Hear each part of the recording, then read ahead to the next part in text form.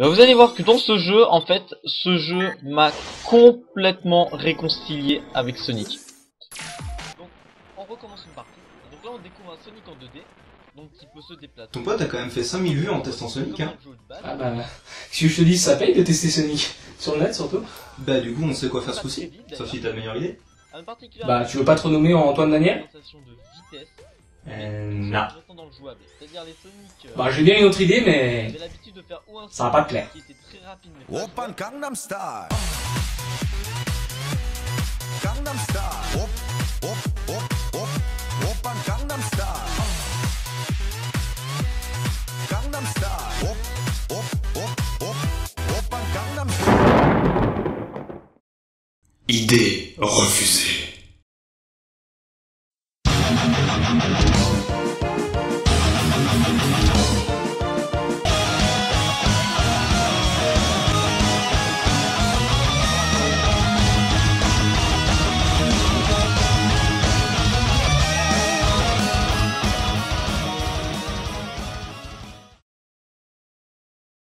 Sonic, donc, créé en juin 91 par Sega pour essayer de détrôner Mario, la mascotte de Nintendo. Cette série a donné naissance à certains des meilleurs jeux de plateforme des années 90, Sonic the Hedgehog 1, 2, 3, Sonic CD aussi. Après ça, Sonic a essayé de passer à la 3D, bon ça a tout de suite été moins glorieux, mais n'empêche, à la fin des années 90, c'était une légende à la hauteur de Mario. Et entre légendes, on se frite. En même temps, je vois pas trop pourquoi on dit ça. Bah, attends, je veux dire, si on veut comparer, au moins dans Sonic, les personnages ont un peu du charisme. Et puis niveau scénario, on n'est pas dans la franche basicitude du Mario, Et puis, au moins on est toujours resté sur la plateforme, parce que Mario, je veux pas dire, on a eu des jeux de golf, de basket, de baseball à la con. Et puis, qui n'a pas été fan du dessin animé quand il était petit? Enfin voilà quoi. Et puis toi, le fan de Mario, t'as quoi à dire? Non, moi je dis rien. Je fais le montage. Par contre, c'est vrai que les débats pour savoir qui est la plus grosse, c'est quand même un des grands classiques des cours de récré et des cantines.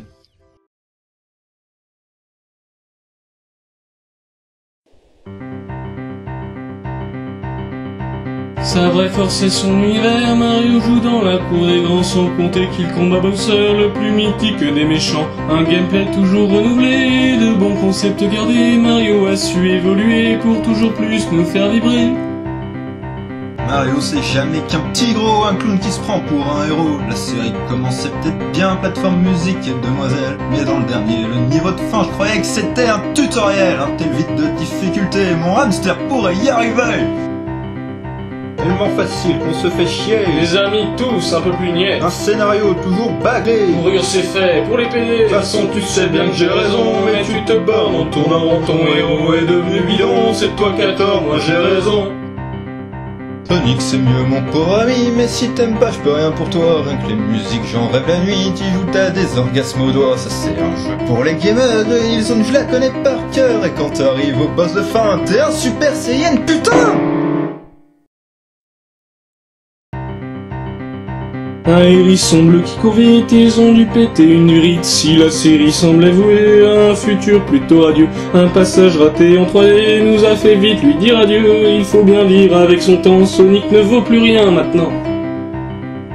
Tellement facile qu'on se fait chier. Les amis tous un peu plus niais. Un scénario toujours baglé. Mourir c'est fait pour les PD. De toute façon tu sais bien que j'ai raison, mais tu te bornes en tournant rond, ton héros est devenu bidon. C'est toi qui as tort, moi j'ai raison. Bon, on l'a dit tout à l'heure, le passage à la 3D, ça a pas été terrible. Du coup, ils ont voulu retourner à de la bonne vieille 2D, sur DS par exemple, avec Sonic Rush, le jeu avec Blaze quoi, mais on s'en fout. Parce que ce qu'on veut faire là tout de suite, c'est vous montrer qu'il y a eu de bons jeux 3D Sonic, avec Sonic Adventure 2 sur GameCube. En fait, le jeu était à la base sur Dreamcast, mais étant donné que cette console a été commercialement assassinée par la PS2, Sega a décidé de reporter ses meilleurs jeux sur GameCube. D'ailleurs, ça a un peu servi de traité de paix entre Sega et Nintendo.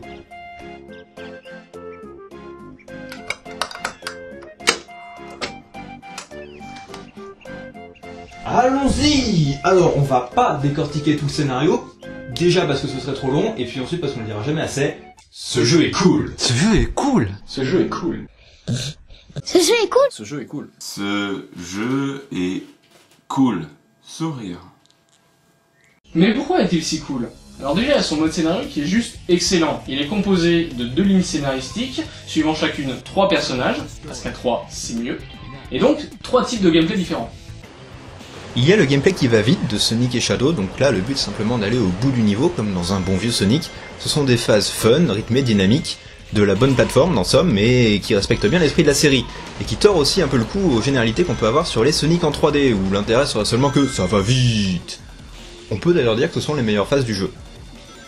Ensuite, il y a le gameplay où il faut tout péter. On contrôle Eggman ou Tails dans une grosse machine, et il faut traverser un niveau en défonçant tout avec son gros canon. Alors là, ça demande pas particulièrement de doigté, juste un pouce bien musclé. Ah, kill, destroy, prends ça dans ta face. Et puis il y a le gameplay qui fait chier. Non, les phases de recherche. Oui, bah, c'est ce que j'ai dit, le gameplay qui fait chercher. Avec Knuckles et Rouge, donc là le but est simplement de trouver des morceaux d'émeraude ou des clés dans un environnement fermé. Plus une anecdote, à ce moment-là on peut creuser. Et si vous essayez de creuser un endroit où votre personnage ne peut pas creuser, vous aurez droit à ce magnifique qui va vous hanter jusqu'à la fin de vos jours. I can't. I can't. I can't. Un autre gros point positif de ce jeu, c'est son ambiance sonore. Parce que ce soit les musiques des niveaux ou les thèmes des persos, à part les niveaux de Knuckles où c'est une ambiance un peu hip-hop. Bon, une ambiance un peu hip-hop, et je sais pas ce que t'as fumé mon frère, c'est du big fucking rap. Admettons. Sinon le reste, c'est du bon rock, en général. Et avouez que quand vous lancez le jeu et que vous tombez sur le thème principal, dans votre tête, il se passe ça.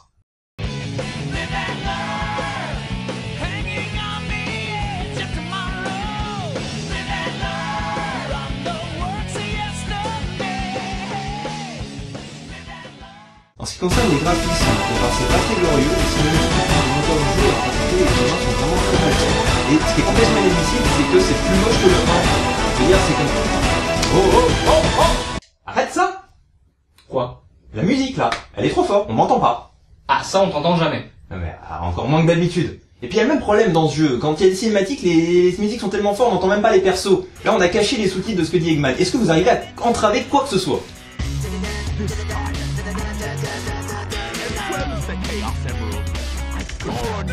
Donc on est un peu attiré sur le jeu, faut savoir qu'il y a quand même pas mal de bugs. Des bugs de collision, des bugs de texture, des fois on passe à Est-ce que je viens pas de passer à travers la route là? En plus il y a un game over derrière.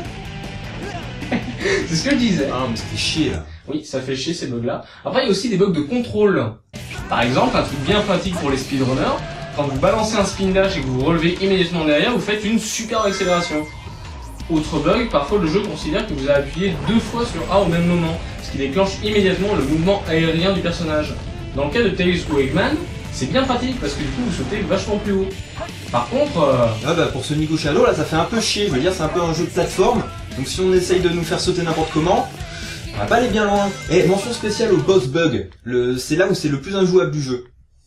C'est le gros golem là, donc en théorie on est juste censé se balader sur le terrain en esquivant ses attaques et en essayant de monter sur les plateformes qu'il a dans le dos.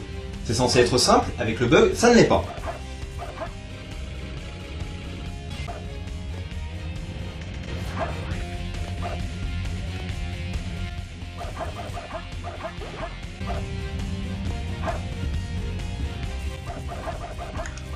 Bon. Qu'est-ce que tu fais? Je vais tuer des golems dans la rue.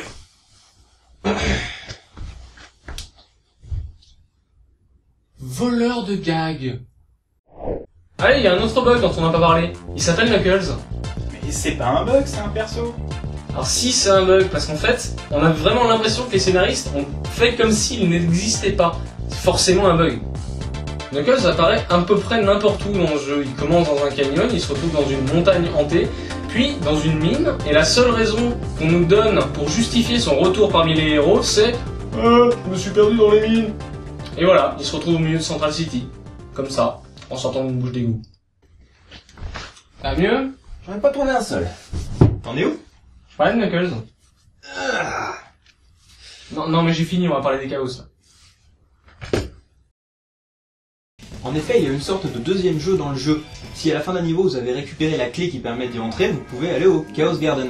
C'est là qu'on élève les petites bestioles qu'on appelle les Chaos. Et c'est ultra prenant. Longtemps après avoir fini le jeu, vous en serez encore à passer des heures à EP ces trucs et à aller farmer les niveaux pour avoir de quoi les EP. C'est un moment de détente où on retombe en enfance en faisant souvent des choses insouciantes et surtout insensées.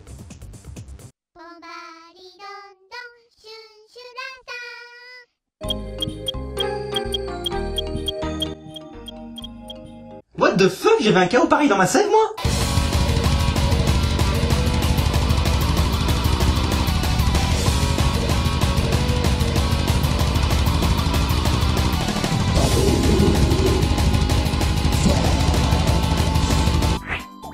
Plus sérieusement, EP les KO, ça se révèle nécessaire si on veut finir le jeu à 100%, puisqu'il y a des courses et des combats de karaté à gagner.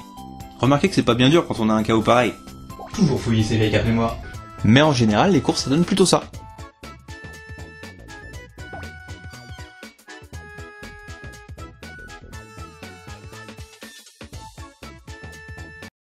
Ah, on pourrait passer des heures là-dessus. On va pas le faire. Mode de joueur. Parce que oui, on est player 2, donc on peut peut-être tester un mode multi un peu. Bon, le mode de joueur, ce qu'on peut lui reconnaître au moins, c'est qu'il est complet. On retrouve les 3 types de gameplay qu'on a croisés dans le scénario, plus un mode de course de cartes, pas très bien foutu, avec des virages tout pourris. C'est tout ce qu'on dira dessus, on va plutôt s'attarder sur les autres modes de jeu. Il y a le mode chasse au trésor qui reprend le gameplay de recherche de Knuckles et Rouge. Bon, il est pas très intéressant en dehors du fait qu'on peut jouer KO0 et qu'on peut se friter la gueule. Allez, crève! Raté. Prends ça dans ta Le marathon. Prends mon coup spécial dans ta Crève, tête. crève! Putain! Non, Allez! Après, il y a le mode boum boum! Le combat de mecha, inspiré du gameplay d'Eggman et Tails. Ouais, non, en fait, on est deux dans une arène et on se poutre la gueule. C'est tout. Allez, crève! Raté. Prends ça dans ta Le marathon. Prends mon coup spécial dans ta Crève, tête. crève! Putain! Non, allez! Et si on transpose ça dans la réalité?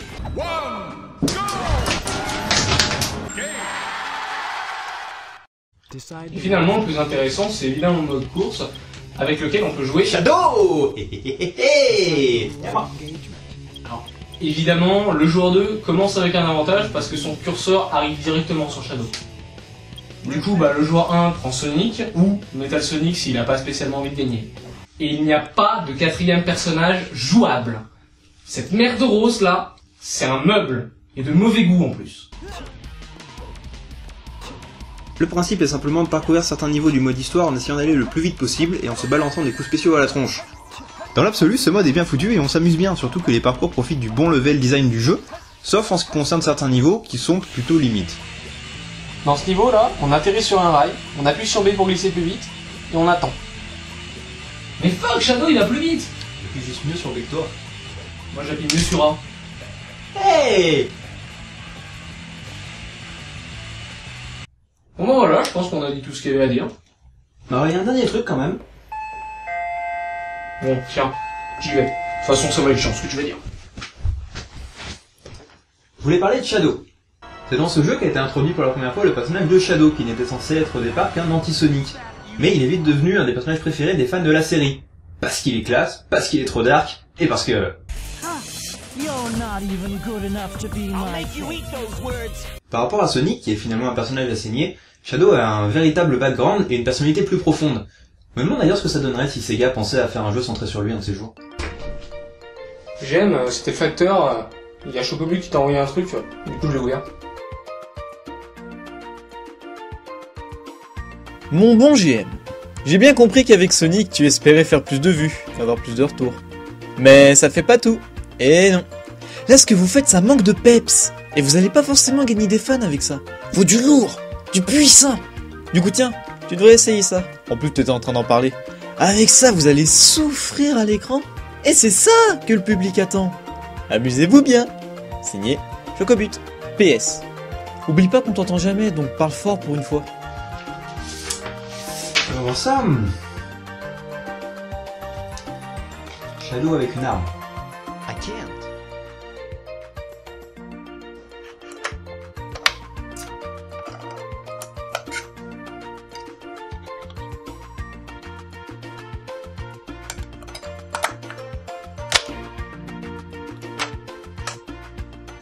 C'est quoi cette merde? Shadow the Hedgehog, sorti en 2005 sur GameCube, Sega voulant surfer sur la vague de succès que connaissait le personnage. De l'action, de la vitesse et du pur shoot. Interdit aux moins de 12 ans, violence, langage chaud. Dans un Sonic. Pan. J'avais jamais vu un jeu qui arrivait à te mettre dans l'ambiance avant même la cinématique d'intro. Maintenant j'ai un peu peur du thème principal.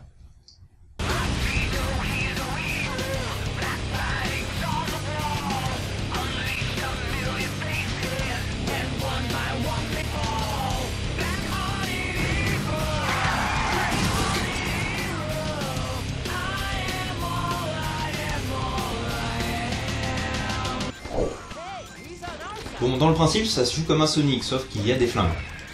Des flingues. Pourquoi? En fait, c'est des fans qui ont envoyé des mails aux développeurs pour qu'il y ait des flingues dans un jeu Sonic. Quoi? J'ai lu ça sur Wikipédia tout à l'heure. Je veux pas connaître ce fan. En fait, les développeurs ont voulu mettre l'accent sur l'ambivalence du personnage de Shadow, ce qui fait qu'on a 3 moyens de terminer chaque mission. On peut aider un gentil ou un méchant en accomplissant un objectif spécial, ou alors on peut tracer tout droit jusqu'à la note fin. Alors nous, on a bien envie de finir ce jeu au plus vite, du coup on va foncer et aider personne. Première chose qu'on remarque, les moteurs physiques et graphiques sont ceux de Heroes, du coup c'est plutôt joli, mais on se retrouve très facilement dans le vide à cause d'un homing attack raté. Bon ça à la limite ce serait pas grave parce qu'il n'y avait pas cette ambiance métal derrière. Alors on n'a rien contre le métal, hein, bien au contraire. Alors Mélan, pardonne-nous. Vous avez déjà joué à Devil May Cry? Et ben là il y a le même problème. Crever dans un jeu c'est pas dérangeant, c'est même normal. Crever dans un jeu avec une ambiance métal derrière, ça énerve.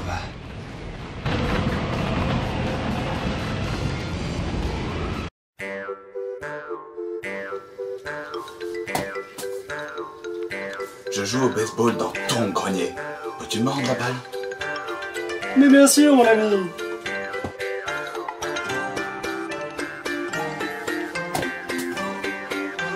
Je joue au baseball dans ton grenier. Peux-tu me... Heureusement, le scénario en neutre se speedrun en moins de 2 heures et ne pose pas vraiment de résistance. On remarque au passage que les développeurs ont voulu inclure certains lieux récurrents de la série. Mais là, alors qu'on vient de finir Sonic Adventure 2, on reconnaît même pas Prison Lane. On remarque aussi qu'entre chaque niveau, il n'y a absolument aucune cohérence. Je veux dire, on est dans un premier niveau, on le finit, on passe à la suite, téléportation, n'importe quoi, on se retrouve dans un environnement totalement différent. Et puis c'est pareil pour le système d'aide, il n'y a absolument aucune cohérence. Regardez là. Non, plutôt là. Dans ce niveau, Eggman nous demande de l'aider. On le fasse ou pas, derrière, faut lui défoncer sa race. Et juste derrière, dans le niveau de fin, il nous redonne une mission, et qu'on l'accomplisse ou pas, faut lui repiner la gueule parce qu'il a l'air d'aimer ça. D'ailleurs, ce boss, il est tout pourri, du coup, on le finit, et puis cinématique, et voilà. I am Shadow Android, the ultimate battle life form created by Eggman. You may have created me, Doctor, but I will now lead this empire and androids will rule. This is who I am.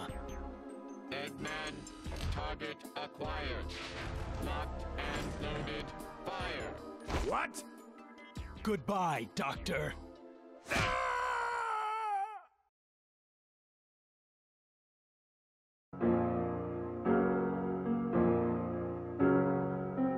What the fuck?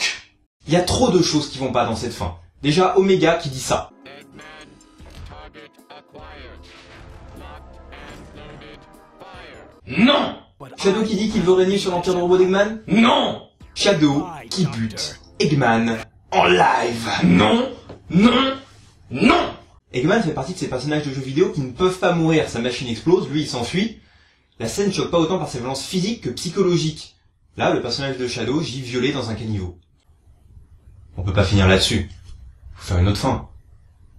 Tu veux faire une fin d'arc? Bon, ça va, allez, donne.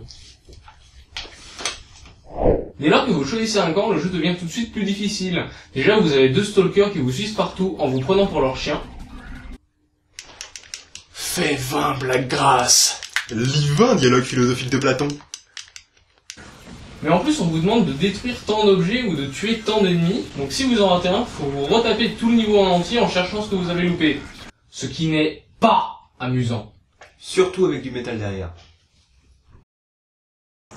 Se comporter en héros ou en méchant remplit une des 2 choses qu'on peut voir en haut de l'écran. Lorsque l'une est pleine, on peut balancer un des super pouvoirs de Shadow. Il y a le Chaos Blast, aussi appelé explosion nucléaire. Hell yeah! Soit le Chaos Control qui permet de zapper une bonne partie du niveau par téléportation. Ce qui ne sert à rien parce qu'en faisant ça, je viens de rater la moitié de mes objectifs. Yeah! Du coup, le scénario est tout de suite plus long. Bah oui, au moins 1 heure de plus. Ouais, bon voilà. Du coup, on va passer direct au niveau de fin. Alors ce niveau de fin est plutôt cool, c'est un vrai défouloir, on défonce tout avec des véhicules, des Chaos Blast et des armes cheatées. Bon, par contre, on a droit à la musique la plus HS possible. On aurait pu avoir ça.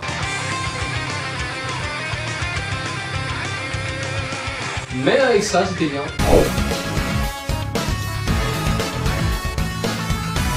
À la place, on a ça.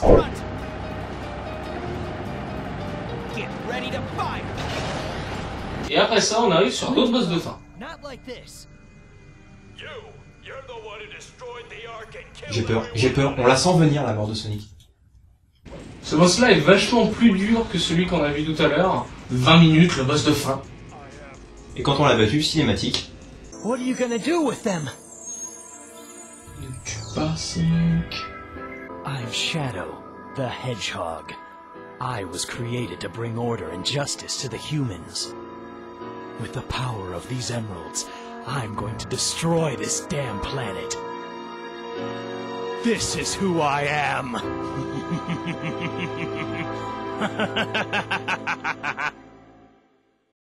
Ça va, il tue pas Sonic, il va juste détruire le monde. Wait.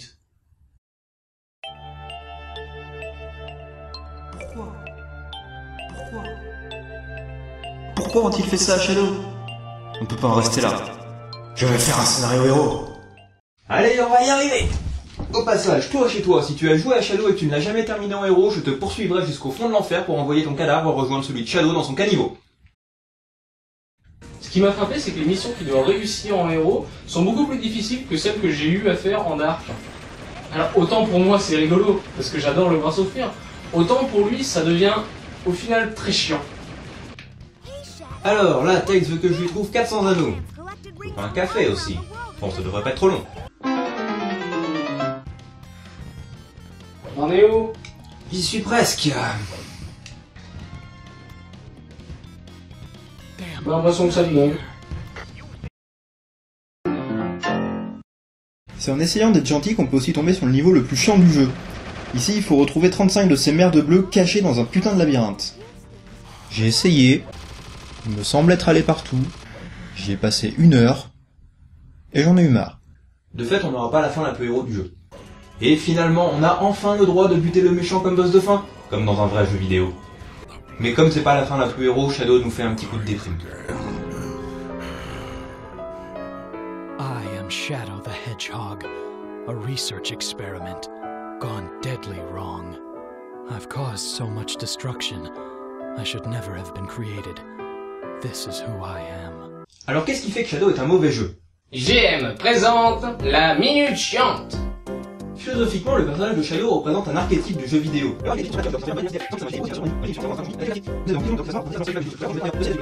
Rentre dedans. Shadow ressemble en fait au personnage de Zero dans Megaman. C'est le genre de petite classe qui sauve le monde, pas spécialement parce qu'il aime ça, mais parce qu'il se trouvait au bon moment. Le personnage de Zero est d'ailleurs du Stop. Ça fait 1 minute. Bah ça va finir. Non, tu saoules les gens. Bah allez, c'était intéressant ce que je voulais dire là. Bon, je te laisse 10 secondes et si c'est pas intéressant, je le coupe au montage. Super. Il faudra attendre Sonic the Hedgehog sur PS3 et Xbox 360 pour que le personnage de Shadow retrouve sa vraie personnalité.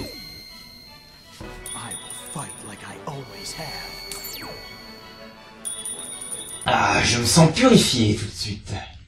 Et comment on passe au multi là? On n'a qu'à faire une transition blague grasse. Ma bite. Le mode multi de ce jeu est totalement anecdotique par contre. Il va à peine plus loin que le mode Boom Boom de Sonic Adventure 2, juste parce que les arènes sont plus grandes. Par contre, le déséquilibre entre les personnages est particulièrement important. Si vous prenez le robot avec la mitraillette, vous êtes pratiquement sûr de gagner. Il vous suffira de sauter et de tirer en rafale autour de vous pour faire une tornade qui balayera tous vos adversaires. Vous gagnez.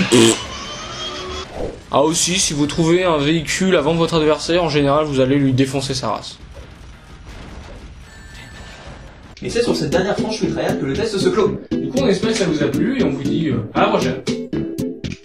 Bon bah éteins la caméra. I can't.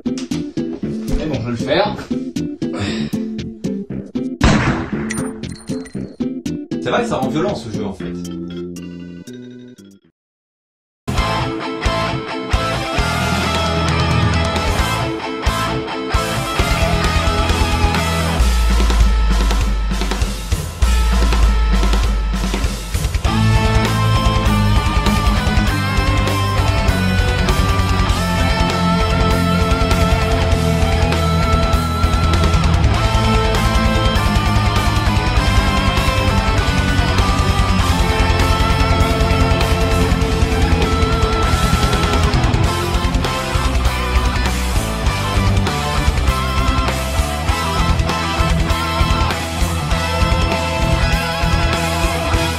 Ma bite.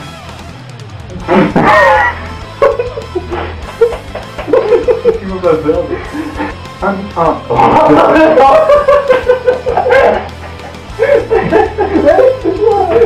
mais attends, je peux pas dire ça. Allez. Fais 20 blagues grasses. L'Ivan, il y a le cul. C'est pas grave, allez, allez. Sois étonné. Celui-là, c'est bon. Ouais. Après, on a le mode bongo. Le combat de méta. Le combat de méta. Le combat de méta. Ah, d'accord. Sois étonné. Oui, c'est bon ça. Et on vous dit à la prochaine. Éteins la caméra, s'il te plaît. Non. Non, mais non. Il a peur, ce son.